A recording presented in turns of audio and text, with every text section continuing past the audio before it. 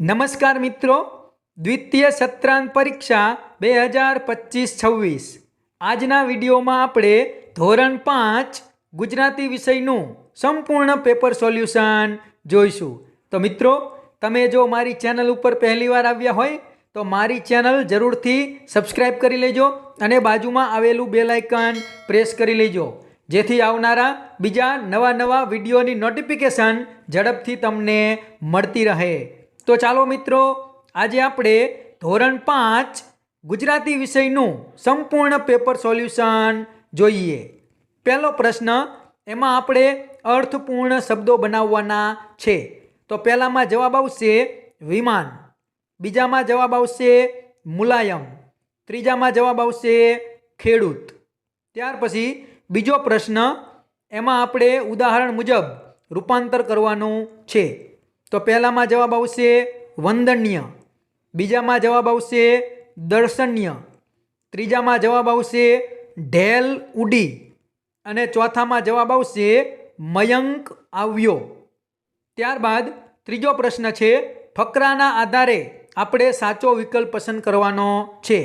તો પહેલા પ્રશ્નમાં જવાબ આવશે ડી, ભારતનો સૌથી ઊંચો પર્વત છે. ત્યાર પછી આગળ જોઈએ બીજો પ્રશ્ન, એમાં જવાબ આવશે સી, પથ્થર પર કોતરાયેલા લેખ. ત્રીજા પ્રશ્નનો જવાબ આવશે ડી, સાસણગીર. ચોથા પ્રશ્નનો જવાબ આવશે બી, જગ વિખ્યાત.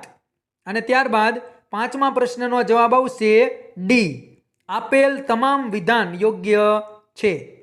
ત્યાર પછી ચોથો પ્રશ્ન, આપણને જે જાહેરાત આપેલી છે એના આધારે આપણે સાચો વિકલ્પ પસંદ કરવાનો છે. તો એના આપણે જવાબ જોઈએ.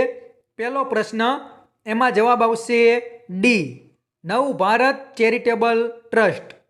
બીજા પ્રશ્નનો જવાબ આવશે ડી, આપેલ તમામ. ત્રીજા પ્રશ્નનો જવાબ આવશે બી, દ્વિતીય.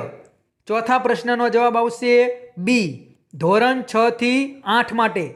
અને પાંચમા પ્રશ્નનો જવાબ આવશે ડી, ઉપરોક્ત તમામ. ત્યારબાદ આગળ જોઈએ પ્રશ્ન 5, એમાં આપણે શબ્દોનો ઉપયોગ કરી અને 4 વાક્યો બનાવવાના છે. તો જુઓ, મેં બનાવેલા છે. પહેલું વાક્ય, શિક્ષક વિદ્યાર્થીને ભણાવે છે. બીજું વાક્ય, આકાશમાં વિમાન ઉડે છે. ત્રીજું વાક્ય, બાળકો રમત રમે છે. અને ચોથું વાક્ય, જંગલમાં ઘણા ઝાડ હોય છે. પ્રશ્ન 6, માગ્યા મુજબ જવાબ આપો. તો એમાં પહેલો પ્રશ્ન, એમાં જવાબ આવશે એ, નદી. બીજો પ્રશ્ન, એમાં જવાબ આવશે સી, વ્યક્તિવાચક. ત્રીજા પ્રશ્નમાં જવાબ આવશે સી, તો. ત્યારબાદ આગળ જોઈએ ચોથો પ્રશ્ન, એમાં જવાબ આવશે એ, છતાં. પાંચમા પ્રશ્નમાં જવાબ આવશે ડી, પક્ષીઓ આકાશમાં ઉડતા હતા. ત્યારબાદ સાતમો પ્રશ્ન, કે નીચે આપેલા વિષય પર 7-8 વાક્યો લખો. કોઈ પણ એક લખવાનું છે. મારો પ્રિય તહેવાર અથવા વૃક્ષોની ઉપયોગિતા. તો વિદ્યાર્થીઓ પોતાની રીતે મૌલિક રીતે આનો જવાબ લખશે. આમાં બધા જ વિદ્યાર્થીઓના જવાબ એક સરખા હોય નહીં, એટલા માટે આપણે આનો જવાબ લખતા નથી. પ્રશ્ન નંબર 8, શબ્દનો ઉપયોગ કરી અને વાક્ય બનાવવાનું છે. તો પહેલામાં જવાબ આવશે, બાળકને મજૂરી કરતો જોઈ મને દયા આવી.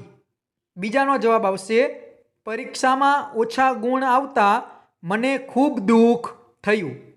ત્રીજાનો જવાબ આવશે, પરીક્ષામાં નાપાસ થતાં રાજુને પસ્તાવો થયો. ચોથામાં જવાબ આવશે, પક્ષીનો શિકાર કરતા શિકારી ઉપર મને ખૂબ ગુસ્સો આવ્યો. અને પાંચમાનો જવાબ આવશે, ગરોળી જોઈ સીમાને ડર લાગ્યો. તો મિત્રો, આ હતું ધોરણ 5 ગુજરાતી વિષયનું પેપર સોલ્યુશન. જો આ વિડીયો તમને પસંદ આવ્યો હોય તો વિડીયો જરૂરથી લાઈક કરી દેજો, તમારા બીજા મિત્રોને શેર કરી દેજો.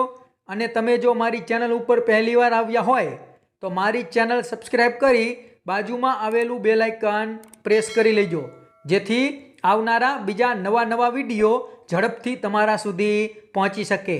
તો ચેનલ સબસ્ક્રાઈબ કરવાનું ભૂલતા નહીં અને આ વિડીયો પણ જરૂરથી લાઈક કરી દેજો. Thank you.